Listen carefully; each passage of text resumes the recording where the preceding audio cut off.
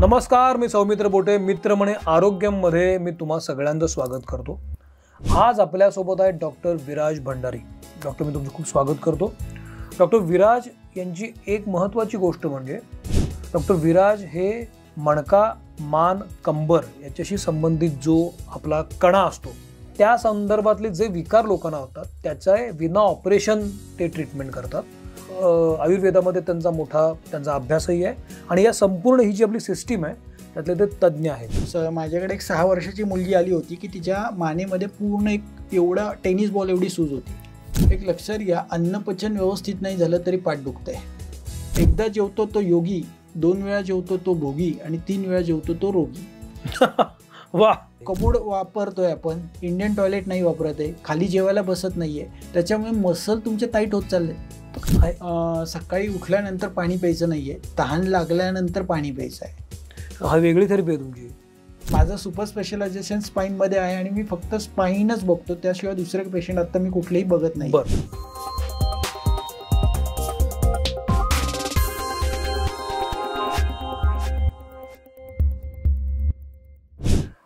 मला खात्री आहे की विराज हा डॉक्टर यांचा हा चेहरा तुम्ही निश्चित वेगवेगळ्या ठिकाणी बघितला असणार, कारण ते आता खूप फॅमिलियर झालेले आहेत. अनेक महत्त्वाच्या गोष्टी ते वारंवार सांगत असतात. आरोग्यमध्ये सुद्धा आपण लोकांच्या समस्या ज्या असतात आणि त्यातून त्यांना आलेले अनुभव जाणून घेणार आहोत. तर डॉक्टर, मी तुमचं खूप स्वागत करतो. तुमचं आत्ता इथं येणं फार महत्त्वाचं आहे, कारण रोजच्या जगण्यामध्ये पाठीचे विकार असलेले लोक मी खूप बघतो. याच्यामध्ये गाडी चालवण्यामुळे, स्पीड ब्रेकर्समुळे, हेल्मेटमुळे मानेचे विकार असतात, सतत खुर्चीत बसून पाठीचे विकार झालेले असतात. म्हणजे मान, पाठ आणि कंबर हा जो सिस्टीम आहे, जो हे जे आहे युनिट, त्याचे खूप प्रॉब्लेम मला आजूबाजूला दिसतात. बरोबर. तुम्ही आता इतकी वर्ष प्रॅक्टिस करताय, आत्ता ट्रेंडिंग विकार तुम्हाला काय दिसतात आणि त्याची कारणं काय वाटतात? ट्रेंडिंगमध्ये बेसिकली सायटिका, स्लिप डिस्क, त्याचबरोबर मणका घसरणं आणि मणका घसरल्यामुळे तिथली गादी खाली येऊन कुठेतरी नस दबली जाणं, त्याचबरोबर हाताला मुंग्या येणं, पायाला मुंग्या येणं, थोडं चाललं 100 मीटर तर बसावं लागणं, मुंग्या येताना त्या मांडीत काही जणांच्या मुंग्या येतात, काही जणांना मांडीतनं मागच्या साईडनी मुंग्या येतात, काही लोकांना पाय जड वाटतो, बधीर वाटतो, काही लोकांची चप्पल निसटते. म्हणजे इथपर्यंत तो पाठदुखीचा त्रास आहे. नुसतं बऱ्याच वेळा लोक अंगावरती काढतात की मान दुखायला लागली आहे, काही दिवस अंगावरती काढलं जातं किंवा मग एखाद्या फिजिओथेरपिस्टला दाखवलं जातं किंवा इतर मेडिकलच्या गोळ्या, ॲलोपॅथीच्या काही गोळ्या, पेनकिलर खाल्ल्या जातात. मग एक 10 दिवस, 15 दिवस, महिनाभर गोळ्या खाल्ल्यानंतर माणूस थकतो, गोळ्या खायचं बंद करतो आणि तो त्रास पुढे जाऊन ग्रेड 1 मध्ये काय होतं की पेशंटला पहिल्या दिवशी मान अवघडायला लागते. ग्रेड 1 काय आहे? ग्रेड 1 म्हणजे गादी बाहेर आली. गादी कुठे असते? गादी जी आहे ती 2 मणक्याच्या मध्ये असते. ओके. त्याला म्हणायचं ॲन्युलस फायबर आणि त्याच्यामध्ये गादीच्या मध्यभागी जेली टाईप स्ट्रक्चर असतं 80%, त्याला म्हणायचं न्यूक्लियस पल्पस. टोटल 33 गाद्या आहेत. आज तुम्ही जर बघितलं तर पशु जे आहेत त्याच्यामध्ये घोडे, गाढव, हत्ती यांचा मणका हा आडवा आहे. करेक्ट. मनुष्याच्या बुद्धीचा विकास होत गेला आणि मनुष्याचा मणका हा सरळ झाला, म्हणून हा मनुष्य हा विचारवंत आहे.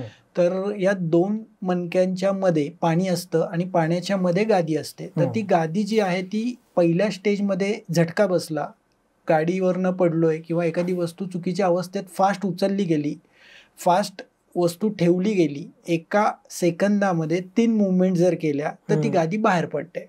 ओहो. सगळ्यात महत्वाचं पहिलं कारण. आपण बऱ्याच वेळा दिवाळीला घर आवरायला काढतो, दसऱ्याला घर आवरायला काढतो, त्या काळामध्ये बऱ्याच वेळा न लागणाऱ्या वस्तू आपण घरातल्या काढतो, स्वच्छ करतो, परत जागेवरती ठेवतो आणि ते करत असताना पटकन काहीतरी हलवलं, सोपा पुढे ढकललाय आणि तो हलवत असताना क्विक सडन ऑफ ऍक्शन, एका सेकंदामध्ये 3 मुवमेंट झाल्या. पुढे वाकलोय, उजवीकडे वळून पटकन डावीकडे काहीतरी पुश केलेलं आहे. हे करत असताना झटका बसतो आणि त्या मसलवरती मसल चढते किंवा ती गादी तिथनं बाहेर फेकली जाते. आणि त्याच्यामुळे ग्रेड 1 मध्ये गादी बाहेर फेकल्या लगेच पेशंटला स्पाझम येतो. पेशंटला स्पाझम म्हणजे काय, तर पेशंटची कंबर किंवा मान ही हालतच नाही, रोबोटिक स्ट्रक्चर होतं. म्हणजे पेशंटला बसायचं असेल किंवा उठायचं असेल तर या पद्धतीने पेशंट उठतो. ओहो. म्हणजे बसणं त्याच्यासाठी पूर्ण बॉडी ही लॉक होते. तर हे लॉक झाल्यामुळे बऱ्याच वेळा मान ही काही पेशंटची हालत नाही. म्हणजे उजवीकडे मान या पद्धतीने हलवावी लागते, डावीकडे म्हणजे हाताने उचलून बऱ्याच वेळा कधी कधी मान. तो पहिल्या स्टेजमध्ये एवढं हॉरिबल होतं. त्या काळामध्ये पेशंटनी जर 3 दिवस पूर्ण आराम केला तर ती गादी परत स्वस्थानामध्ये जाते, येऊ शकते. कारण एक लक्षात घ्या, ॲन्युलस फायबर जो आहे, ॲन्युलस फायबर म्हणजे पाणी, ॲन्युलस फायबरचंच काम आहे की गादीला आतमध्ये ठेवणं. त्यातला लोहचुंबकासारखं ती आतमध्ये पकडून ठेवते, स्क्वीज करून ठेवते. परंतु गादी सेकंड स्टेजमध्ये बाहेर पडली तर पेशंटला रोज सकाळी उठल्यानंतर मान किंवा कंबर अवघडायला लागते. गादी बाहेर पडताना काही सगळ्या मणक्यातनं बाहेर पडत नाही. एक लक्षात घ्या, एखादा स्पेसिफिक एखाद्या मणक्यातनं बाहेर पडतं. बऱ्याच वेळा L4 L5 किंवा L5 S1 नावाचे जे सेगमेंट आहे, C6 C7 हे MRIच्या रिपोर्टमध्ये लिहिलेलं असतं डिस्क बल्ज, डिस्क हर्निएशन आणि डिस्क पोट्रुजन. तर गादी बाहेर पडताना ती किती टप्प्यामध्ये बाहेर पडली त्याच्यानुसार वेगवेगळ्या पेशंटमध्ये वेगवेगळे सिम्पटम्स बघायला मिळतात.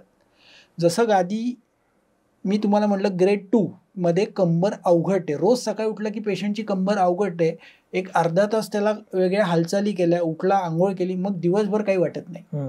दुसऱ्या दिवशी सकाळी उठला की कंबर अवघडते. ग्रेड 3 मध्ये पेशंटला मुंग्या यायला चालू होतात. अजून गादी बाहेर पडली, अजून पडली बाहेर, मग तिथे पायाला मुंग्या येतात. कुठे ते स्पेसिफिक आहे सर हे सगळं. एक लक्षात घ्या, L1 L2 मधनं जर गादी बाहेर आली तर पेशंटच्या बटक्स मध्ये मुंग्या येतात. पाठीच्या कण्याच्या खाली जो बटक्सचा भाग आहे तिथे मुंग्या येतात. L3 मध्ये गादी बाहेर आली तर थाईज मध्ये मुंग्या येतात. L3 राईट साइड गादी बाहेर आहे, उजव्या साईडनी गादी बाहेर आहे, तर उजव्या साईडच्या मांडीला मुंग्या येतात. L3 लेफ्ट साइड डाव्या मांडीला मुंग्या येतात. L4 ला गादी बाहेर पडली आहे, चौथ्या मणक्यातनं गादी बाहेर पडली असेल तर पायाच्या पिंडरीला मुंग्या येतात. हे सगळं स्पेसिफिक आहे. पण मग आता याच्यामध्ये जनरली गादी बाहेर पडली समजा तर ऑपरेशन केलं जातं, बरोबर. आता तुम्ही विना ऑपरेशनचा दावा करता, तुमच्याकडे असं काय टूल आहे की ते विना ऑपरेशन होऊ शकतं? एक लक्षात घ्या, गादी बाहेर पडताना ती प्रत्येक वेळेस काही वेळा मसल तिरक्या होतात किंवा मसल शॉर्टमध्ये होतात आणि गादीला पुढे ढकलतात. काही ठिकाणी मनकाच रिट्रोपल्सिव्ह होतो, म्हणजे मागे सरकतो आणि गादीला बाहेर फेकला जातो. काही वेळेस मनके तिरके होतात. आम्ही काय करतो की ज्या भागामधली मसल टाईट झाले त्याला रिलीज करतो आणि 2 मणक्यांमधलं अंतर वाढवतो की जी आतमधलं ॲन्युलस फायबर गादीला परत ओढून घेतं. मग तुम्ही कसं करता? ह्याच्यामध्ये आम्ही वेगवेगळ्या 30 प्रकारच्या मॅन्युअल थेरपी वापरतो. त्याच्यामध्ये माझे जवळजवळ 2008 पासून 2023 पर्यंत 30 कोर्सेस माझे ऑस्ट्रेलिया, इंग्लंड, US ला झाले. त्याच्यामध्ये वेगवेगळ्या मॅन्युअल थेरपी आम्ही वापरतो. मॅन्युअल थेरपी म्हणजे काय, तर ज्याच्यामध्ये पहिली ट्रीटमेंट जी आहे ती म्हणजे क्रायोप्रॅक्टर म्हणजे बोन सेटर. जिथे बोन मिसअलाइन झालाय, मागे आलाय आणि गादी बाहेर पडायला मदत झाली, तो बोन आम्ही परत रिअलाइन करतो. त्याच्यासाठी माझ्याकडे US टेबल्स आहेत. एक वेगळे सर्वायकलसाठी सर्वायकल चेअर, थोरॅको लंबरसाठी नी चेस्ट टेबल आणि लंबरसाठी पेल्विक बेड हा आम्ही US वरनं मागवलेला आहे. आणि ते सगळं चेक करत असताना त्याच्यामध्ये आम्ही नर्वोस्कोप नावाचं एक मशीन आणलं US वरनं. ते मानेच्या कमरेपासून लावलं जातं. नक्की गादी किती महिन्यापासून बाहेर आहे, 3 महिन्यापासून आहे, 12 महिन्यापासून आहे, ते 24 महिन्यापर्यंतचा तो डाटा दाखवते की एक्झॅक्ट गादी किती बाहेर आहे. 12 महिने पण बाहेर असते गादी? येस. काय लक्षात घ्या, 24 महिने नंतर गादी एक 6 महिन्या ते 24 महिन्यानंतर ऑटोमॅटिक सुकते, कारण ते पाणी आहे. करेक्ट, पाणी नसणारच. ते पाणी नष्ट होत जातं आणि काही लोकांना ट्रीटमेंटची पण गरज भासत नाही आफ्टर सम डेज. कसं काय? कारण ती गादी सुकून गेली तर नर्वचं प्रेशरच कमी होणार आहे ना. पण मग त्याचा त्रास होत नाही? तो पार्टच सुकून गेला तिथला. एक लक्षात घ्या, 2 जी बॉडी ज्यामध्ये नॅचरली एक एलिमेंट आहे तो आता तिथं नाही आहे म्हणल्यावर त्या मणक्याला काहीतरी एक व्हॅक्यूम आली असेल, रिकव्हरी होते ना, रिजनरेशन. एक लक्षात घ्या, बॉडी आपल्याला खर्चटलं, काय होतं, परत स्नायू खपली येते, तो स्नायू परत येतो. तसं आतमध्ये बॉडी स्वतः पाणी तयार करत असते. यामधला मिथ काय आहे सगळ्यात महत्वाची, तर 2 मणक्यातलं अंतर जर कमी असेल तर पाणी बनणार नाहीये. दिस इज अ मिथ. येस. पण 2 मणक्यातलं अंतर वाढवायसाठी मी मॅन्युअल थेरपीचं काम करतो, ज्याच्यामध्ये मी 2 मणक्यातलं अंतर वाढवतो. आज ॲलोपॅथी डॉक्टर्स जे आहेत, ऑर्थोपेडिक सर्जन गादी कट करतात, ते अंतर नाही वाढवत आहे. आज आम्ही तिथल्या आजूबाजूचे मसल्स, त्याच्या आजूबाजूचे लिगामेंट्स, तिथले कॅलोजन फायबर्स, लिम्फ नोडच्या गाठी, त्या सगळ्या आम्ही डिझॉल्व्ह करतो. त्याच्यासाठी वेगवेगळ्या थेरपीज पण मग आता ह्या समजा थेरपी आता आहेत तुमच्याकडे, बरोबर, आणि एखादा पेशंट तुमच्याकडे आला आणि तुम्ही ते सुरू केलं, बरोबर, तर ती थेरपी तुमच्याकडे येऊनच करायला लागते की एकदा तुम्ही सेशन घेतल्यानंतर ते घरी जाऊन काय असं काही त्याचे? आपण महिन्यातनं एकच दिवस पेशंटला बोलवतो. आता आपल्याकडे भारतातल्या प्रत्येक जिल्ह्यामधनं, म्हणजे महाराष्ट्रातल्या एकही असा जिल्हा नाही की तिथनं आपल्याकडे पेशंट, कारण आपल्याकडे आतापर्यंत एक 25,000 पेशंट झाले ज्यांना ऑलरेडी कमीत कमी 4 ते 5 लोकांनी ऑपरेशन सजेस्ट केलं होतं. माझं सुपर स्पेशलायझेशन स्पाईन मध्ये आहे आणि मी फक्त स्पाईनच बघतो, त्याशिवाय दुसरे पेशंट आता मी कुठलेही बघत नाही. पण मग आता समजा एखादा पेशंट असा आलाय ज्याची गादी निघाली आहे, तर मग त्याला बरं व्हायला तुमच्या कोर्समध्ये किती वेळ लागतो? साधारण आपण पहिले आल्यानंतर त्याचे एक्सरे चेक करतो. करेक्ट. एक्सरे चेक केल्यानंतर त्याचं मसल टेस्टिंग करतो, फेशिया टेस्टिंग करतो की त्याचा कुठला फेशिया मिसअलाइन आहे. त्याबरोबर पेशंटच्या आम्ही डोक्यावरती हात ठेवतो आणि एक्झॅक्ट आत्ता की लिजन कुठे आहे. की लिजन म्हणजे काय, तर एक्झॅक्ट प्रायमरी फॉल्ट गादी येण्यासाठी बाहेर, किंवा त्याचं दुखणं जे आहे त्याचा प्रायमरी फॉल्ट हा ठरलेला आहे. प्रायमरी फॉल्ट कधी कधी मेंदूमधलं लिक्विड जे आहे ते हलत असतं, त्याला क्रेनिओसॅक्रल फ्लुइड म्हणतात. क्रेनिओसॅक्युलेटचा तो रिदम जो आहे तो मिसअलाइन होतो. त्यावेळेस पेशंटला आम्हाला ब्रेनवरती ट्रीटमेंट द्यावी लागते, किंवा कधी कधी स्पायनल कॉर्ड ताटली जाते, एकदम टाईट होते. त्यावेळेस आम्ही त्या स्पायनल कॉर्डवर ट्रीटमेंट देतो. त्या काही पेशंटमध्ये व्हिसरल ऑर्गन जसं किडनी आहे, राईट किडनीची मुवमेंट थांबते, हे आम्हाला डोक्यावर हात ठेवल्यानंतर समजतं. एक्झॅक्टली डोक्यावर हात ठेवल्यावर कळतं तुम्हाला? येस, डोक्यावर हात ठेवल्यानंतर तुम्हाला एक्झॅक्ट बॉडीचा कुठला ऑर्गन मिसअलाइन हे पण समजतं. It is a general listening. आणि हे तुम्हाला अजून त्याची माहिती पाहिजे असेल तर पबमेड नावाचं डॉक्टर लोकांचं सगळ्यांची वेबसाईट आहे, त्याच्यावरती व्हिसरल मॅनिप्युलेशन आणि न्यूरोमेनिंजल मॅनिप्युलेशन नावाच्या ट्रीटमेंट्स आहेत. त्याची सगळी माहिती US मधल्या पबमेडमध्ये पूर्ण पब्लिश आहे हा डाटा. पण मग एक माहिती म्हणून विचारतो, हे जे डोक्यावर हात ठेवून कळलं असतं हे सगळ्या डॉक्टरांना कळतं की आयुर्वेदातल्या सगळ्यांना कळतं का फक्त तुम्हाला कळतं? नाही, हे ज्या लोकांनी अपलेगर युनिव्हर्सिटीत कोर्स केला सिंगापूरमध्ये, दॅट इज हे बघा, जसं BMS आहे ते आयुर्वेदिक शास्त्र आहे, करेक्ट, युनानी सायन्स आहे, होमिओपॅथी सायन्स आहे, तसं चायनीज मेडिसिनची नाडी परीक्षा आणि आयुर्वेदातली नाडी परीक्षा ही वेगळी आहे. बरोबर. तसं न्यूरोमेनिंजल मॅनिप्युलेशनचं डोक्यावर हात ठेवून की लिजन ओळखणं हे स्पेसिफिक ऑस्टिओपॅथ मध्ये समजतं. अच्छा. आणि अपलेगर युनिव्हर्सिटी जी आहे ती तुम्हाला स्पेसिफिक दाखवते की नक्की डोक्यावरती हात ठेवल्यानंतर न्यूरोमेनिंजल प्रॉब्लेम आहे का व्हिसरल प्रॉब्लेम आहे. व्हिसरल म्हणजे ऑर्गन इम्बॅलन्स आहेत का. जसं किडनी स्वतः मूव्ह होत असते ती मूव्ह होत नाहीये. किडनी बऱ्याच वेळा मिसअलाइन असते. काही पेशंटमध्ये डिओडिनम मिसअलाइन असतं. कारण एक लक्षात घ्या, आपले सगळे इमोशन्स जे आहेत, आपले विचार जे आहेत, किंवा आपल्याला ज्या काही घटना आपल्या डोक्यामध्ये सतत असतात, सततचा विचार, सततची चिंता, सततचे आपल्या मनात ज्या काही घटना घडतात त्याचा सतत विचार करून त्या घटनांची स्पंदनं ही सगळी ऑर्गनमध्ये स्टोर होतात आणि तो ऑर्गन तिथे टाईट होऊन जातो, तो स्वतः मूव्ह होत नाही. चांगला विषय तुम्ही काढलाय. कुठल्या विचारांमुळे कुठला ऑर्गन टाईट होतो? एक लक्षात घ्या, घरी कोणतरी एक्सपायर झालेलं आहे, मानसिक धक्का अचानक बसला, त्यावेळेस किडनी मिसअलाइन होते. जे लोक बँकर्स आहेत, जे लोक सोसायटीज किंवा कंपनी चालवतात, किंवा एंटरप्रेन्योर आहेत की ज्यांना सगळ्यात कॅल्क्युलेशन करावे लागतात, त्या लोकांचा डिओडिनम बऱ्याच वेळा मिसअलाइन होतो. डिओडिनम म्हणजे स्टमक, आमाशयातनं पुढं निघालेलं ऑर्गन म्हणजे डिओडिनम. आमाशय स्टमक मधनं पुढं निघाला तो डिओडिनम कुठेतरी मिसअलाइन होतो. तो कंटिन्युअस 24/7 हालत असतो आपला.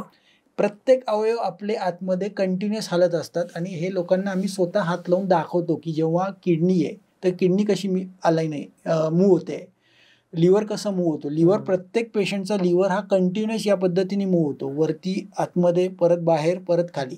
तर एक लक्षात घ्या, ज्यावेळेस त्याची मुवमेंट कमी होते, मुवमेंट कमी झाल्यामुळे बऱ्याच वेळा तिथले एन्झाईम सिक्रिशन हा प्रकार कमी होतो, कारण ती फ्रोज होतो ऑर्गन. तसंच ज्या लोकांमध्ये खूप प्रकारचे केमिकल्स ज्यांनी खाल्लेले आहेत, म्हणजे केमिकल्सची औषधं फार प्रमाणात ॲलोपॅथीची खाल्ली आहेत, सतत काही झालं तर डोकं दुखलं गोळी खाल्ली, त्यांच्यामध्ये बऱ्याच वेळा किडनी मिसअलाइन सापडते. ज्यांच्यामध्ये सतत स्ट्रेस आहे, एन्झायटी आहे, किंवा खूप कामाचा लोड आहे आणि त्याच्यामुळे पित्त वाढतंय, मग त्यामुळे लिव्हर मिसअलाइन बऱ्याच पेशंटमध्ये किंवा दिसतो. उलट असं होतं, कामच नाहीये, त्याचा स्ट्रेस आला तर होतं ना सर. एक लक्षात घ्या, कुठली गोष्ट अति होणं किंवा न होणं किंवा मिथ्यायोग हा त्याचा परिणाम आपल्या शरीरावरती कुठे ना कुठे होणार आहे. बरं, महत्वाचा मुद्दा सांगितला तुम्ही. आपण मणक्याबद्दल बोललो, त्या गादीबद्दल बोललो, तुमच्या ऑपरेशन सिस्टीम बद्दल बोललो, जे तुम्ही करत नाही, म्हणजे ऑपरेशन विना ऑपरेशन तुम्ही ते करता. या सगळ्यामध्ये मान हा पण एक फॅक्टर महत्वाचा आहे. बरोबर. की मानेचा पण इश्यू सुरू होतो बऱ्याचदा आणि तो हल्ली कॉमन आहे. तर मानेमधले ट्रेंड आता काय आहेत विकारांचे आणि कशामुळे होतात ते? हे बघा, मानेचं पहिलं सगळ्यात आजार आत्ता बघायला जास्तीत जास्त मिळतो म्हणजे बफेलो हम्प. म्हणजे मानेच्या तिथे मोठ्या प्रकारची एक सूज बघायला मिळते बिकॉज ऑफ कंटिन्युअस लॅपटॉपवरती किंवा मोबाईलचा अतिवापर. माझ्याकडे एक 6 वर्षाची मुलगी आली होती की तिच्या मानेमध्ये पूर्ण एक एवढा टेनिस बॉल एवढी सूज होती. बापरे. ती 6 ते 7 तास मोबाईल रोज बघत होती. मग त्याचबरोबर लॅपटॉप वापरणारी जी मंडळी आहेत, कंटिन्युअस लॅपटॉपवरती आहेत, कंटिन्युअस मान खाली घेऊन बसून ते कंटिन्युअस वापर करतात, त्यांच्यामध्ये बऱ्याच वेळा मानेचे त्रास चालू होतात. ज्या पेशंटमध्ये एखादा पटकन मान वळवली आणि दचका बसलाय, कुठेतरी झटका बसलाय आणि त्याच्यामुळे कॅरोटिड आर्टरी जी आहे मानेच्या मधनं साती मणक्यातनं कॅरोटिड आर्टरी गेलेली आहे, त्याला ऑक्सिजनचा सप्लाय ब्रेनला होत नाही, एक विशिष्ट मुवमेंट केली उजवीकडे तर चक्कर यायला लागते. मग ती चक्कर 2 प्रकारची आहे. काही पेशंटमध्ये स्वतःला फिरल्यासारखं वाटतं, काही पेशंटमध्ये समोरचे फॅन फिरताना वाटतात, भिंती फिरताना वाटतात. ही चक्कर पूर्ण पहिल्या क्रायोप्रॅक्टरच्या सेशनने पूर्ण बरी होते. पण आता मला सांगा, आजची लाईफस्टाईलच अशी आहे की मला कॉम्प्युटर समोर बसायचंय, मला 12-12 तास लॅपटॉप समोर बसायला लागतं. मग काय करायचं मी अशा वेळेला? पहिली गोष्ट आहे की दर 1 तासाने कंपल्सरी 2 ते 3 मिनिटं उठायचेच, वॉक करायचंय, परत बसा, त्रास होणार नाही. एका मुवमेंटमध्ये तुम्ही कंटिन्युअस नाही बसायचं. त्याचबरोबर व्यायाम कंपल्सरी तुम्ही जर केले, मसल स्ट्रेचिंग रोज सकाळी उठल्यानंतर तुम्ही सूर्यनमस्कारासारखा व्यायाम केलेला आहे तर तुम्हाला त्रास होणार नाही. तुम्ही जर कंटिन्युअस फक्त काम आणि काम होलिस्टिक राहणार आहात, वर्कोलिस्टिक राहणार आहात आणि जर तुम्ही एक्सरसाइज नाही करत आहे, तुमच्या डोक्यात सतत काम काम काम आहे, तर भविष्यात डिप्रेशन हे दिवसेंदिवस वाढत चाललंय. त्यामुळे तुमच्याकडे अशा केसेस येतात? हो, माझा MDचा विषयच डिप्रेशन होता. आणि त्याच्यामुळे ग्लोबली डिप्रेशन हे अख्ख्या जगभरात आता US मध्ये 60 to 70% डिप्रेशन तिथे आहे आणि जे आजार तिकडे आता बघायला मिळतात ते इंडियामध्ये पुढच्या 20 वर्षात बघायला मिळणार. तुम्ही आता इतक्या केसेस करतात, जिल्ह्याजिल्ह्यांमधून लोक तुमच्याकडे येतात, गेल्या 1-2 मला चॅलेंजिंग केसेस सांगा ना की तुमच्याकडे आल्या आणि तुम्हाला असं लक्षात आलं की हे म्हणजे केस म्हणून डेंजर आहे आणि यू सॉल्व्ड इट. माझ्याकडे एक 11वीतली मुलगी आली होती की जिचं जस्ट सायन्सला तिने ॲडमिशन घेतलं होतं आणि 12वीमध्ये आपल्याला IITला जायचं आहे म्हणून तिने 12-12, 18-18 तास बसून अभ्यास चालू केला होता.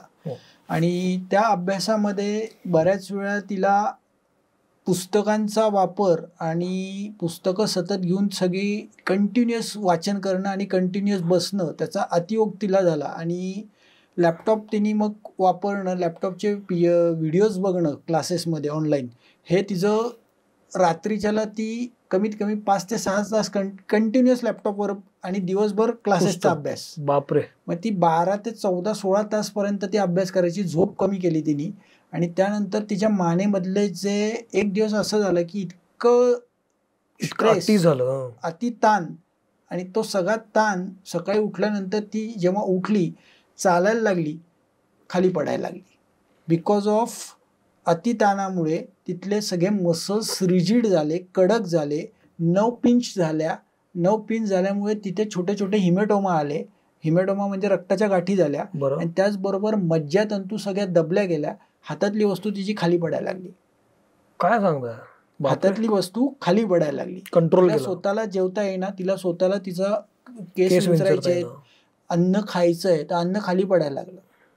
मग त्या केसमध्ये ती माझ्याकडे आल्यानंतर आम्ही तिला आणलं, त्या स्ट्रेचरवर आणलं. चालू शकत वगैरे काही नव्हते, चालायला लागली की खाली पडायची. बापरे. बिकॉज 9चं जे एक लक्षात घ्या, खाली 9चा जो प्रेशर मिळायला पाहिजे होता शाखागत आणि पायांना पूर्ण लेग पर्यंत सगळे मसल वीक झाले होते.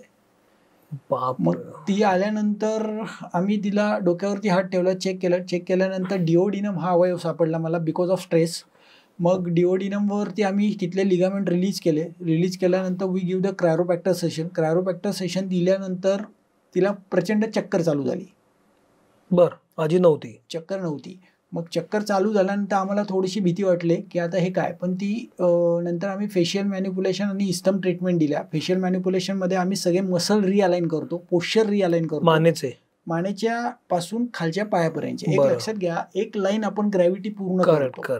कधी कधी पुढची बाजू, कधी कधी मागची बाजू, कधी कधी साईडच्या बाजू, कधी कधी मधली बाजू. तर हे सगळं रिअलाइन करत करत आम्ही तिला 3.5 ते 4 तास ट्रीटमेंट कंटिन्युअस दिली. 3-4 तासानंतर ती स्वतः वॉक करायला लागली त्याच दिवशी सेम डे. त्यानंतर मग सेकंड फॉलोअपला तिला आम्ही योगासनं चालू केली. योगासनासोबत आमचं दुसरं सेशन आम्ही फूड बॅलन्स केला. फूड बॅलन्स केल्यानंतर तिचे शोल्डर आणि नेकचे बॅलन्स खूप चांगल्या प्रकारे झाले. फूड बॅलन्स नंतर फूड बॅलन्स ओके. त्यानंतर आम्ही मग तिच्या ओरल वर्क, तोंडाच्या आतमध्ये हात घालून सगळे मसल रिलीज केले, जे की मसल तिचे पूर्ण लॉक झाले होते. कारण एक लक्षात घ्या, मानेचे मसल छातीतनं निघून हे मानेतनं निघून हे तोंडाच्या आतमध्ये गेलेले. त्याच्यामुळे दात घासणं ही जी प्रक्रिया आहे, एक लक्षात घ्या, आयुर्वेदशास्त्रांनी जे सांगितलंय की तुम्ही त्रिफळाच्या चूर्णाने दात हाताच्या बोटांनी पूर्ण आतमध्ये हात जे फिरवायचं आहे, त्याचं कारण आहे की दाताच्या मसलवर रोज सकाळी हात फिरवल्यामुळे तुमचे मानेचे मसल हे रिलीज होतात. मग तिला आम्ही जसं दुसरं सेशन दिलं त्यानंतर त्याच्या घरातले लोक खूप खुश झाले आणि तिचं बऱ्यापैकी तिचं परत सगळ्या गोष्टी चालू. पण मला एक प्रश्न काय पडतो माहिती डॉक्टर, मला खूप काय झालेलं नाहीये. बरोबर, मी फिटनेस कॉन्शियस आहे, मी जिमला पण जातो, मी म्हणजे उदाहरणार्थ मी, पण माझा छोटे छोटे प्रॉब्लेम असतात. म्हणजे गाडीवरनं गचकन गाडी गेली की मला पाठीत त्रास होतो, सतत गाडीवर ट्रॅव्हल करून करून एका पॉईंट नंतर पाठ दुखायला लागते, किंवा खुर्चीत बसून अवघडल्यासारखी वाटते. असं बेसिक्स प्रॉब्लेम असतात, मला काही बाकी होत नसतं. हे जे छोटे छोटे पाठ सळकते सारखे सातत्यानं, हे जे आता आजूबाजूला बघायला मिळते, हे कशामुळे होतंय? एक लक्षात घ्या, अन्नपचन व्यवस्थित नाही झालं तरी पाठ दुखतंय.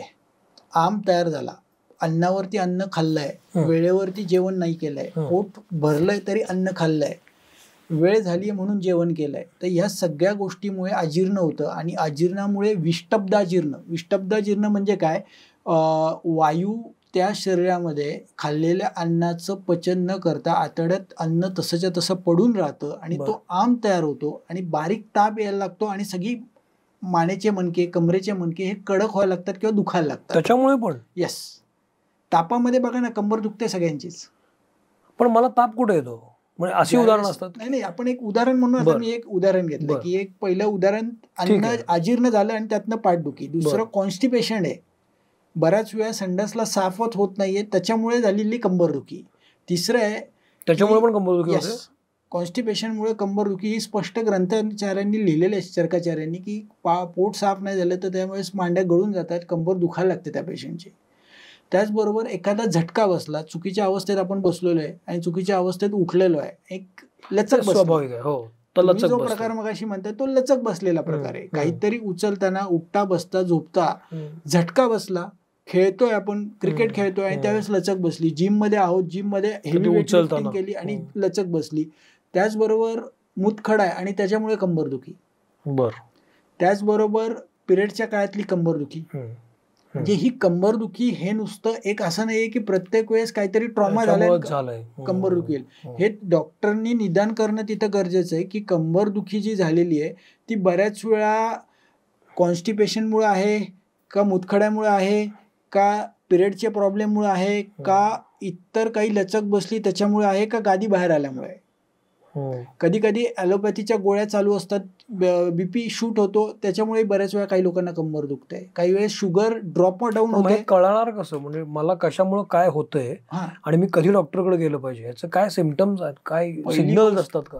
4 दिवस आपण अंगावरती काढलेलं आहे, 4 दिवसात जर ती कंबरदुखी कमी झाली, कधी कधी आपण दुःख दबाव लेप लावतो, कधी कधी आपण गरम पाण्याने शेकतो, इतकी मलम आहेत बाजारात आलेली, ती सगळी आपण चोपडतो. बरोबर, ती झाल्यानंतर ती कंबरदुखी थांबते तर इट्स ओके. पण 4 दिवसानंतर ते पुढच्या 1 आठवड्यापर्यंत घरगुती उपचार करून कंबर थांबत असेल तर इट्स ओके. नाहीतर तुम्ही तज्ज्ञ डॉक्टरांना दाखवून त्याचं डायग्नोज करणं गरजेचं आहे की ती कंबरदुखी कशामुळे. बरं. मग त्याच्यासाठी एक्सरे करणं सुरुवातीला. मग एक्सरेमध्ये काय निघतंय त्याप्रमाणे पुढील तपासण्या करणं आणि त्यानुसार ठरवणं की नक्की हा मणक्याचा त्रास आहे का इतर पॅथॉलॉजिकल कंडिशनमुळे पाठ दुखतीये का, कंबर दुखतीये का. हे पेशंट टू पेशंट कस्टमाइज हे प्रत्येक वेळेस ठरवावं लागतं. बरं. असं नाहीये की प्रत्येक वेळेस लचकच बसेल. एक लक्षात घ्या, कधी कधी एखादा आजार छोटा वाटतो पण तो आतमध्ये मोठा असतो. अगदी. हो हो हो. आणि एखादा आजार इतका मोठा दिसतो पण तो एखाद्या छोट्या ट्रीटमेंटने बरा होतो. पण या सगळ्या कंबर, मान आणि मणका या सगळ्या आता सिनारिओ तुम्ही सांगितलात, आहार हा फॅक्टर किती महत्वाचा आहे या सगळ्यामध्ये? खूप महत्वाचं आहे.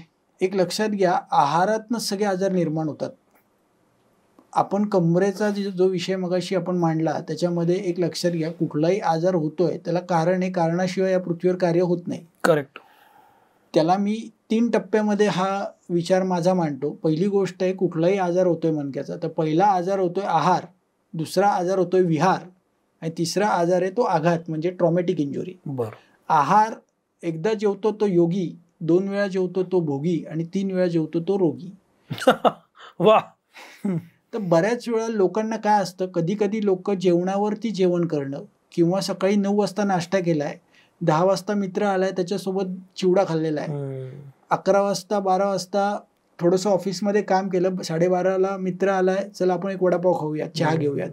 मग ही ज्या बैठक आहेत त्या जर कमी झाल्या, सकाळचं जेवण 9:30-10ला करणं, संध्याकाळचं जेवण 6 वाजता करणं आणि षडरसात्मक आहार ज्याच्यामध्ये साही रस, मधुर, आम्ल, लवण, कटू, तिक्त, कषाय, साही रसाचं जेवण करणं, त्याचबरोबर भूक लागली आहे, सॉलिड भाग 2 भाग, लिक्विड भाग 1 आणि 1 भाग मोकळा अन्न पचवण्यासाठी ठेवणं, पालेभाज्या आठवड्यातनं 1 दिवस, फळभाज्या आठवड्यातनं 7 दिवस, कडधान्य आठवड्यातनं 1 दिवस खाणं, त्याचबरोबर डिंकाचे लाडू, हळीवाचे लाडू, एरंडाच्या बियाची खीर, पौष्टिक पदार्थ पोटामध्ये जाणं, मसल वाढवणारे, मसलची ताकद वाढवणारे, खारीक आहे, खोबरं आहे, डिंक आहे, हे पोटात जाणं खूप गरजेचं आहे. आज काय झालंय, हॉस्टेलाइट लोक बरीच राहतात. आय वॉज अबाउट टू से, तुम्ही महत्वाचं बोलताय, पण मग आता हिच्या उलट समजा बघितलं, आत्ताचा ट्रेंड काय आहे तर जंक फूड, बाहेरचं खाणं, पटकन पिझ्झा, बर्गर, वॉटेवर, याचा काय परिणाम होतो? एक लक्षात घ्या, पिझ्झा, बर्गर, सँडविचेस हा ट्रेंड आता इंडियामध्ये प्रचंड प्रमाणात वाढलाय. गल्लोगल्ली हॉटेल झालेले आहेत. लोकांना खारीक कोणी खायला देत नाहीये किंवा खारकेपासून बनवलेले पदार्थ, साळीच्या लाहेपासून बनवलेले पदार्थ, हा ट्रेंड बदलत चाललाय आणि घरचे लोकही विद्यार्थ्यांना किंवा घरच्या लोकांनाही लाडू डिंकाचे बनवून द्यायचा हा ट्रेंड पण आता बंद होत चाललाय. आता डिंकाचा लाडू बनवणं हाच म्हणजे मुळात गहन विषय, कोणालाच येत नाही ते करायला, इतकं ते दुरापास्त झालं. त्याच्यामुळे बऱ्याच वेळा अजीर्ण आणि पोट फुगणं आणि लठ्ठपणा. बघा तुम्ही, लहान एखादी 7वी-8वीतली मुलगी बघा, तिचं वजन 100 किलो असतं.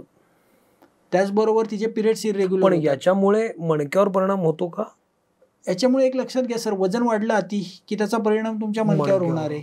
त्याचबरोबर तुमचे पिरियड इरेग्युलर झाले त्याचा परिणाम तुमच्या मानेवर आणि कमरेवरती होणार आहे. ताकद कमी झाली की मसल तुमची धरणार नाही, मग तुमचे मसल सगळे पेन करायला लागणार. मसल पेन करायला लागले, एखादा क्विक झटका बसला, तुमचं कोपअप नाहीये, तो मणका पटकन फ्रॅक्चरचे चान्सेस वाढणार आहे. पण मग सर याच्यामध्ये एकदम वेगळा विषय, पण अल्कोहोल किती महत्वाचं, किती प्रॉब्लेमॅटिक किंवा कसा असतो? अल्कोहोल एक लक्षात घ्या, ज्याला सातत्याने तो सवय आहे, ड्रिंकिंगची सवय, अल्कोहोल घेण्याची सवय सातत्याने आहे आणि एक योग्य मात्रेत योग्य वेळी घेतोय तर ठीक आहे, पण त्याची मात्रा अति आहे तर मग त्याचा मध चढतो, त्याचा परिणाम शरीरावरती व्हायला लागणार. त्याच्यामुळे तुमचे लिव्हर्स डिस्टर्ब होणार आहे अति मद्यपानामुळे. एक लक्षात घ्या, योग्य मात्रेत, कमी मात्रेत तुम्ही दीर्घकाळ घेताय ते अमृत आहे, पण तेच जर तुम्ही मित्राच्या हव्यासापोटी किंवा इतरांच्या पोटी अति प्रमाणात घ्यायला चालू केलात की त्याच्यापासून तुम्हाला दुरुपयोग म्हणजे काय, पित्ताचे त्रास होणार आहेत, लिव्हर मिसअलाइन होणार आहे, किडनी मिसअलाइन होणार आहे आणि त्यातनं मग तिथले लिगामेंट टाईट झाले की कंबर दुखीवर परिणाम. पाठीचे प्रॉब्लेम येऊ नये म्हणजे पाठ तुमची जास्त स्ट्रॉंग असावी, मसल स्ट्रॉंग असावी, त्यातलं पाणी योग्य असावं किंवा तो जो गादी आहे ती नीट, यासाठी काही मुद्दाम व्यायाम आणि आहार असा असतो का की हे खाल्ल्यामुळे जास्त त्याला सपोर्ट असतं किंवा हे खाल्ल्यामुळे त्याला पोषण जास्त मिळतं, असं काही असतं? सकाळी उठल्यानंतर पाणी प्यायचं नाहीये, तहान लागल्यानंतर पाणी प्यायचं आहे. हा वेगळी थेरपी आहे तुमची. एक लक्षात घ्या, तहान लागणं किंवा पाणी पिणं हे फिलिंग आहे. व्यसन नाहीये. वेळ झाली म्हणून आपण पाणी नाही पिते. पाणी मला सांगा ना, आपण तहान लागल्यावर पाणी प्यायचं प्रकार आहे. बरोबर.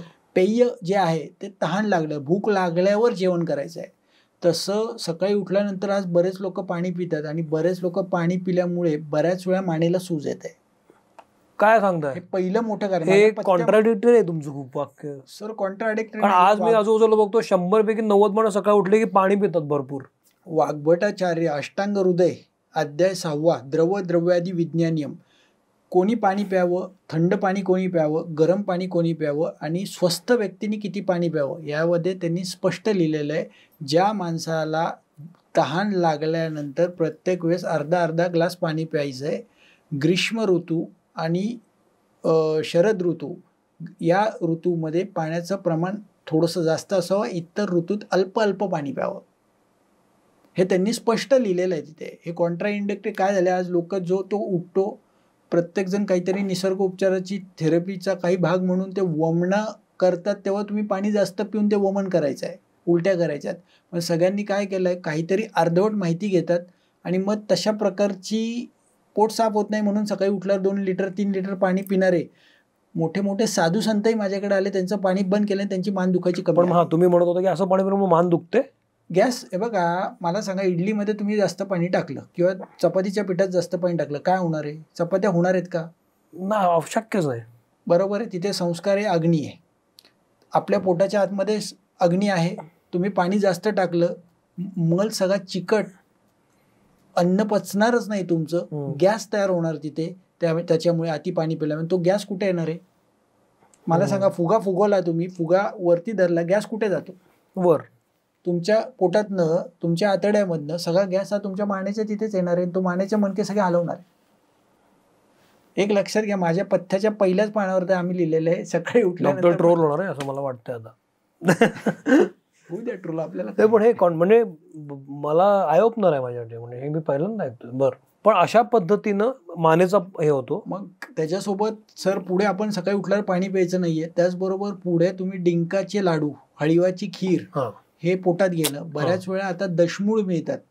दशमूळ म्हणजे 10 मुळं असतात, त्याचं दुधामध्ये 1 कप दूध, 1 कप पाणी आणि दशमूळाची भरड 2-3 चमचे. दशमूळ हे मेडिकल कंपन्यांचं मिळतं, बऱ्याच कंपन्यांचं. त्यांनी ताकद वाढायला लागते, वात शरीरामध्ये साचत नाही.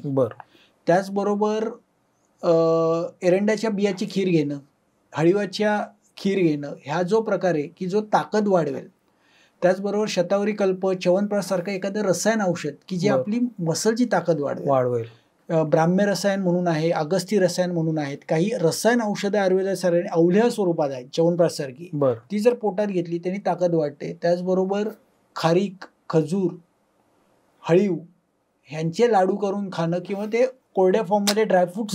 म्हणजे खजूर तर नेहमी खजूर, खारीक रेग्युलर फॉर्म मध्ये खाणं, हे खूप पोटात घेणं. आणि हे सगळे गोष्टी सर शक्यतो जेवणाच्या वेळेस जर घेतले आपण तर त्या अन्न पचायला इझी होतं, कारण ती वेळ असते तुमच्या. करेक्ट. एक लक्षात घ्या, सकाळचं जेवण 9, 9:30, 10ला करणं. त्या जेवताना सुरुवातीला ड्रायफ्रूट खाणं, ड्रायफ्रूट खाल्ल्यानंतर फळं खाणं, 1, 2 ते 3 प्रकारची फळं जेवणाच्या सुरुवातीला. कारण सगळ्या फळांचा विपाक हा मधुर आहे. मधुर विपाक असल्यामुळे ती पचायला हलकी आहे आणि मधुर रस हा तुमचा ताकद वाढवतो. मग जेवणाच्या मध्यभागी तुम्ही आंबट आणि खारट पदार्थ खावा, जसं चिंचेची चटणी 2 चमचे, आवळा रोज 1 खाणं आणि तिखट, तुरट, कडू रस जेवणाच्या शेवटी खाणं. हे जर असा डाएट जर घेतला तर रस, वीर्य आणि विपाक ह्याच गोष्टी आपल्या शरीरात चांगल्या प्रकारे डायजेशन करतात आणि त्या चांगल्या प्रकारे डायजेशन केल्यामुळे आपल्या शरीरातल्या बरेच हार्मोन्स, बऱ्याच प्रकारची एन्झाईम्स हे ऑटोमॅटिक सिक्रिशन होऊन तयार व्हायला लागतात. बरं, आता जाता जाता एक महत्त्वाचा प्रश्न मी तुम्हाला विचारतो. तुम्ही आता इतका अभ्यास करता, ट्रेंड बदलतायत, लोकांचे प्रॉब्लेम्स जसे बदलतात तसं तुमची उपचार पद्धती बदलत असेल. आता तुमच्याकडे विनाशस्त्रक्रिया जे तुम्ही ज्या गोष्टी करता त्याच्यामध्ये आता नवीन काय होतंय? म्हणजे पूर्वी हे नव्हतं पण आता आपण हे पण करतो, असं काही सांगू शकाल? एक लक्षात घ्या, पूर्वी आपण फक्त पंचकर्म करायचो, आयुर्वेदिक औषधं देणं आणि पंचकर्म करणं. पण आता जसं जसं ट्रेंड बदलत चाललाय तसं तसं आपण वेगवेगळ्या गोष्टींचा अभ्यास करणं, वेगवेगळ्या ट्रेंडचा अभ्यास करणं, वेगवेगळ्या आजार निर्मिती का होतीये आणि ती निर्मिती होत असताना ग्लोबली कशी होतीये बर आणि त्याचा सायंटिफिक एव्हिडन्स ज्या लोक करतात आहेत त्यांचे पबमेडवरचे रिसर्च पेपर वाचणं आणि सायंटिफिक एव्हिडन्स ट्रीटमेंट डेव्हलप करणं. कारण काय होतं एक लक्षात घ्या, ह्यामध्ये मणक्याचा किंवा पाठीचा आजार म्हणून पेशंट येतात पण त्याला माहित नसतं की हा त्रास कधी कधी रूट कॉज त्याचा मसल आहे. रूट कॉज कधी कधी मणका मागे आलाय, कधी कधी रूट कॉज गादी स्लिप झालेली आहे, कधी कधी रूट कॉज त्याचा ऑर्गन मिसअलाइन झालाय, कधी कधी त्याचा रूट कॉज आहे त्याच्या डोक्यामधलं फ्लुइड हे मिसअलाइन झालंय, कधी कधी त्याचा रूट कॉज आहे तो काहीच करत नाहीये, व्यायाम कुठलेच करत असं पण असू शकतो. एक लक्षात घ्या ना, तुम्ही बॉडीला काही हेच नाही, म्हणजे बॉडीला तुम्ही आज कमोड रिहर्सलच नाही, कमोड वापरतोय आपण, इंडियन टॉयलेट नाही वापरत आहे, खाली जेवायला बसत नाहीये, त्याच्यामुळे मसल तुमचे टाईट होत चाललेत. आज एक लक्षात घ्या, माणसाच्या सुखासाठी आज माणूस प्रत्येक गोष्ट सुख मिळवण्यासाठी सगळ्या वेगळ्या वेगळ्या गोष्टी करतो. बघा आता घरामधले फॅन पूर्वी आपण बोट फिरवून ते फिरवायचो, आता रिमोट आले. तुम्ही घराचे लॉक उघडण्यासाठी चाव्या नाही आहेत, आता रिमोट वरती ऍप वरनं घर उघडतंय. त्याचबरोबर भांडी धुण्यासाठी आज मशीन्स आलेत, वॉशिंग मशीन सारख्या. घराचे पुसण्यासाठी आज काही मॉप रिमोट वरती आले. तर एक लक्षात घ्या, प्रत्येक गोष्ट ही रिमोट वर यायला लागली, त्याच्यामुळे आपल्या बॉडीचे मसल्स, आपली जी ठेवण होती त्याचा वापर कमी होत चालला आणि त्याची स्ट्रेंथ कमी होत चालली. मला सांगा, पैलवानगिरी करून त्याची ताकद वाढवतो. तुम्ही जर तुमच्या मसलला, तुम्ही जर जेवताना जे खाली नाही बसलेला आहात, इंडियन टॉयलेटला खाली तुम्ही पाय देऊन बसताय, तर तुमच्या मसल्सची स्ट्रेंथ वाढायला लागते. तुम्ही एक्सरसाइज रोज करताय, आज तुम्ही बऱ्याच वेळा मसल एनर्जी टेक्निक म्हणून आम्ही एक एक्सरसाइज पॅटर्न घेतो. त्याचबरोबर बीएस मुवमेंटमध्ये काय आहे तर स्पेसिफिक तुमची जी ग्रॅव्हिटी आहे, प्रत्येक पेशंटला आम्ही उभा करतो, उभा करून डोळे झाकून त्याला उभं केलं जातं आणि बघितलं जातं त्याची ग्रॅव्हिटी नेमकी काय. काही लोक डोळे बंद केल्यानंतर उजवीकडे जातात, अच्छा, काही लोक ऑटोमॅटिक पुढे जातात, काही लोकांचं फक्त मान पुढे जाते, काही लोकांची मान मागे जाते उभं राहिल्यानंतर ऑटोमॅटिक. आणि हे प्रत्येक माणसाची ग्रॅव्हिटी वेगळी आहे, कारण त्याचा वेट कुठल्या भागात जास्त पडतंय, मग त्याच्यानुसार त्याच्या अँटी इफेक्ट करणाऱ्या ज्या मसल्स आहेत, म्हणजे फ्लेक्शन कमी येतं, आम्ही एक्सटेन्शनला जास्त घेऊन जातो, फ्लेक्शन ऑटोमॅटिक वाढतं. मग तशा ग्रॅव्हिटी बॅलन्स करणारे एक्सरसाइज आम्ही पेशंटमध्ये देतो, स्पेसिफिक त्याची ग्रॅव्हिटी चेक करून की त्याची कुठली लाईन ही मिसअलाइन आहे. एंटेरियर फ्रंट लाईन मिस आहे, posterior front line, posterior back line, lateral line misalign आहे का, हेडनेक बॅलन्स नाहीये का. मग त्याला रिअलाइन करणारे जर एक्सरसाइज पॅटर्न दिले, त्याला रिअलाइन करणारे, त्याची ताकद वाढवणारे जर एक्सरसाइज पॅटर्न दिले, तर नक्कीच पेशंटची स्ट्रेंथ वाढते आणि गादी ही बाहेर यायचा प्रकार बंद होतो. हा एक ट्रेंड आहे की एक लक्षात घ्या, माझ्याकडे 3 अपॉर्च्युनिटी माझ्या होत्या. पहिली अपॉर्च्युनिटी माझ्याकडे होती की आजार झालेला आहे, डिस्क बाहेर आली, तिला आतमध्ये घालवण्यासाठी ट्रीटमेंट. दुसरा फोकस आम्ही ग्लोबली केला की हा आजार होऊच नाही म्हणून काय करायचं. मग त्याच्यामध्ये आयुर्वेदिक डाएट बसवला आम्ही, मग त्याच्यामध्ये आयुर्वेद योग बसवला. योगशास्त्रामध्ये मी अयंगार गुरुजींकडे जाऊन त्यांची मेडिकल योगा बॅच मध्ये मी डिस्क बाहेर आली तर आपण कुठली आसनं करायची आहेत, मग डिस्क बाहेर येऊ नये म्हणून कोणती आसनं करायची आहेत, त्याचबरोबर त्याचं पोश्चर मेंटेन कसं राहील, त्याची स्ट्रेंथ कशी वाढेल, त्याचा श्वास कसा मोकळा वाटेल. बऱ्याच वेळा लोकांचे श्वासोश्वास जे आहेत हे हल्लीच्या युगामध्ये व्यायाम नाहीये, चालणं नाहीये, त्याचबरोबर कोणत्याही प्रकारच्या ग्राउंड ऍक्टिव्हिटी नसल्यामुळे श्वासालाही पेशंटचे श्वास हे कमी कमी होत चालले आहेत. हो, किती महत्वाचं आणि गंभीर आहे. बघा, तुम्ही शांतपणे बसा सगळ्यांनी आणि एक 10 वेळा श्वास घेऊन बघा, तुमचा श्वास कुठं कुठं चिकटतो शरीरामध्ये. तर बऱ्याच वेळा श्वास वरती चढतच नाही लोकांचा. म्हणजे पहिलं सेशन आमचं ब्रेथ सेशन आहे. सेकंड सेशन मध्ये आम्ही प्रत्येक पेशंटचा फूड बॅलन्स करतो. थर्ड सेशनला आम्ही लॅटरल बॉडी बॅलन्स करतो. फोर्थ सेशन मध्ये कोर म्हणजे मधली बाजू बॅलन्स करतो त्या मसलची. पेल्विक फ्लोअर बॅलन्स केले जातात. 5वं सेशन हे पुढच्या बाजूचे बॅलन्स केले जातात. म्हणजे प्रत्येक सेशन मध्ये रिअलाइन द मसल. हे सेशन किती दिवसाचे असतात? महिन्यातनं 1 दिवस 3 तास. महिन्यातनं 1 दिवस आम्ही 3 तासाचे सेशन घेतो. त्याचबरोबर ऑनलाईन योगा 12 दिवस सकाळी 6:30 ते 7:30 सोमवार, बुधवार, शुक्रवार. त्याच्यामध्ये मर्मचिकित्सा पेशंटला देतो की पेशंट स्वतःहून ती मर्मचिकित्सा घेईल. त्याचबरोबर स्वतः त्या बीएस मुवमेंट करेल आणि त्याचबरोबर अयंगार योग असं आम्ही. पण मग तुमचे हे जे तुम्ही करता तुमचे क्लिनिक्स कुठे कुठे येतात? आमचं क्लिनिक फक्त हडपसरमध्ये आहे. हडपसरला वैभव थिएटरच्या समोर तिथे एकच क्लिनिक आहे, कुठेही शाखा नाहीये. आम्ही core value is result oriented work, आणि जे बरे होणार आहे त्यांना आम्ही सांगतो हे बरं होणार आहे, जे होणार नाही कॉन्ट्रा इंडिकेशन आहे ते मला माहिती आहे, त्यामुळे मी ते पेशंट एनरोलच करत नाही. म्हणजे ह्या ट्रीटमेंटची आज माझे 20-22 हजार पेशंट झाल्यामुळे एक अंदाज आला की कुठल्या अवस्थेला आपण खूप चांगला न्याय देऊ शकतो. तशा प्रकारे आपण तेच पेशंट एनरोल करतोय. जे पेशंट होण्यासारखे नाहीत त्यांना पहिल्याच दिवशी आपण सांगतो की हे केस होणार नाही किंवा ही न्यूरोलॉजिकल मी केस करत नाही. माझं मेन काम हे सगळं मेकॅनिक आहे की जे मिस अलाइन झालंय, कंबर तिरकी झाली आहे, खांदे पुढे गेलेत, कमरेचा भाग मागे आलेला आहे, मांड्या त्यांच्या बारीक होत चालल्या आहेत, ज्यांना मुंग्या प्रचंड आहेत, ज्यांचा थोडंही चाललं तर बसावं लागतं, हे सगळ्याचं रिअलाइन करणं, सगळे स्ट्रक्चर रिअलाइन करणं, याच्यावरती माझा मेन फोकस आहे. वा, मला असं वाटतं की या आजच्या डिस्कशनमधून एक महत्त्वाची गोष्ट मला अशी कळली की छोट्या छोट्या गोष्टींची काळजी घेतली तर आपण मान, कंबर आणि मणका यांची काळजी घेऊ शकतो. एका सेकंदात 3 मुवमेंट करायचे, हे मला फार महत्त्वाचं वाटतं. जनरली आपल्याकडनं मिस होतं. आणि जसं तुम्ही सांगितलं, वस्तू पडलेली आहे तिच्या तोंडासमोर जाऊन उचलायचं आहे. बऱ्याच वेळा आपल्याकडे उजव्या साईडला वस्तू पडलेली असते, आपण या पद्धतीने वागतो आणि त्याच्यामध्ये बरीच इंजुरी व्हायची चान्सेस आहेत. तिच्या तोंडासमोर उठून तिच्या तोंडासमोर जावं आणि ती वस्तू उचला. हो, म्हणजे खाली वेळा सरळ असं उचलणं महत्वाचं. वा, हे किती महत्वाचं आहे. म्हणजे छोट्या छोट्या गोष्टींची काळजी घेतली तर बऱ्याच गोष्टी सॉल्व्ह होऊ शकतात. सगळ्यात महत्वाचं काय सर, 1 तासानंतर उठणं, 1 तास उभे राहिलात तर 1 तासानंतर 5 मिनिटं बसणं. तुम्ही जॉगिंग करताय किंवा कुठलीही गोष्ट करताय किंवा कुठले एक्सरसाइज पॅटर्न करताय ते हळूहळू स्टेप बाय स्टेप वाढवणं. एकाच दिवशी तुम्ही 100 सूर्यनमस्कार नका मारू. आज लोक काय करतात, इन्स्टाला दाखवण्यासाठी एकाच दिवशी 200 किलो उचलण्याचा प्रयत्न करतात आणि त्याने मनका तिरका होत आहे. हे केस स्टडी, डेडलिफ्टच्या केस स्टडी माझ्याकडे दिवसेंदिवस वाढत चालल्यात. बरं, डाएट हा प्रकार खूप आता वाढत चाललाय. लोक विनाकारण डाएट करतात. एक लक्षात घ्या, डाएट म्हणजे काय की न खाणं किंवा नुसती फळं खाणं किंवा नुसती भाज्या उकडून खाणं म्हणजे डाएट नाहीये. एक लक्षात घ्या, आपल्या शरीराला सगळ्या प्रकारच्या रसाची आवश्यकता आहे. तुम्हाला जे जे गरज आहे, तुम्हाला जे शरीर आतमधनं मागतंय, आज तुम्हाला जिलेबी मागतं, तुम्ही जिलेबी खावा. अंतर्मनाचं ऐकणं हे खूप गरजेचं आहे. वा, अंतर्मनाचं ऐकलं पाहिजे आणि ते अंतर्मनाचं ऐका. डॉक्टर, तुमच्याशी बोलून मला फार बरं वाटलं.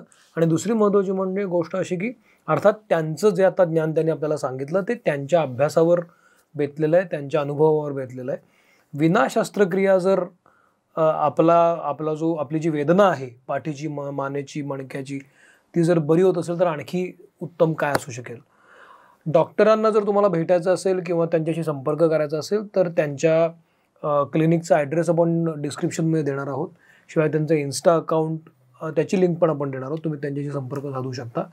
आणि जे जे डॉक्टरांनी सांगितले त्याची काळजी घेऊया, जेणेकरून आपल्या मणक्याचं आयुष्य वाढेल आणि आपलं आयुष्य वाढेल. आणि आहार जो फार महत्त्वाचा आहे. तर डॉक्टर विराज, तुम्ही आवर्जून आरोग्यमध्ये आलात आणि महत्त्वाची माहिती दिलीत. मला खूप बरं वाटलं. Thank you very much. मला खात्री आहे की या काही टिप्समधून आपलं जगणं आणखी सोपं होऊ शकतं. आरोग्यम बघत राहा, कारण आपल्याला तब्येतीत राहायचं आहे. Thank you very much. Thank you doctor. Thank you.